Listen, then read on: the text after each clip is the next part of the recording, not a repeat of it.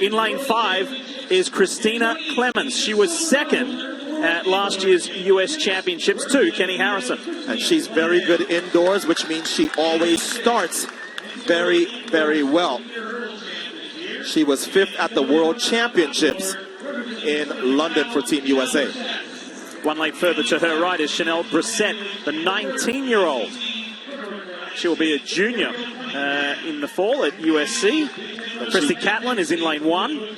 And Brissett was second at the NCAA Championships. I bring that up because I've seen in these championships that a lot of the young ladies that did not win at NCAAs have performed well here. You saw Tiana Daniels, just 5th at the NCAA Championships, but she won her first national title in the 100 last evening. So the world record holder, Keni Harrison, will be in 4. She'll be a big favorite here. But let's remind people that just about anybody in this semifinal would be the national champion of any other country, maybe except Jamaica, on the planet. Not that long ago, the Drake Relays, the famed Drake Relays, were here in much different weather conditions, we have to say. It was freezing. Today's 90 degrees. Keni Harrison won the Drake Relays in April. And false start. Good time to remind the viewers that in 2010, the pros joined college and the high school rules, which say that on one false start, your first false start, you're out. And we think it might be lane 8, Yvonne Britton. So one false start and you're out.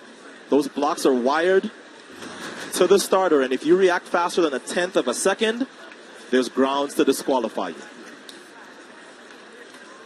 This is now our 9th year of that rule. Lane 8 disqualified. That's tough. She set a personal best this year of 12:81. She's never made the final at these championships, and now she's not even going to get a chance. So that's tough for Britain. The 2013 Big Ten champion, she attended Penn State. So time to reset, refocus, regroup, get ready to go again. Second semi-final in the women's 100 meters. The final is later today. Keni Harrison is the 2-time defending U.S. champion. She won in both 2017 and 2018. Christina Clemens on your screen figures to be her chief rival in this second semifinal. Clemens can start. Harrison can sometimes be an inconsistent starter, but when Harrison gets her start right, look out. Keni Harrison grew up in a household where she was one of 11 kids. In this world, she stands alone. Clean start this time for the second semi-final, and getting away to a great start was Christina Clemens on the outside of Harrison. Here comes Keni now in the blue top in the middle, and Harrison wins the second semi-final. 12:55. The wind has died down significantly. Keni Harrison looks like she's going to be a favorite to win 3 U.S. titles in a row. I said it figured to not be close. How about almost 3/10 of a second in between Harrison and Clemens? Let's take a look at her start. Clemens got the better start, but it was a pretty good start for Harrison. What she's been doing all season, it doesn't matter who gets out ahead of her, as Clemens did in this race. She is just too strong in the final half of the race, and that is just absolute dominance by the world record holder. 12:54, and a big margin between her and second place Clemens.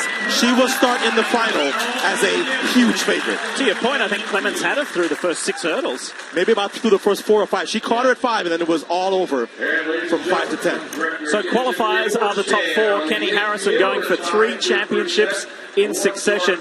Christina Clemens, Christy Catlin, and Tania Marshall. So those top 4 advance, and the 8 making up the final later today here in Des Moines on your screen. That is going to be quite the final. Can anyone get close to Keni Harrison is the question to be answered a little later. Let's hear from Keni with Lewis. All right, well, Keni, the race looked spectacular. Great time. Is there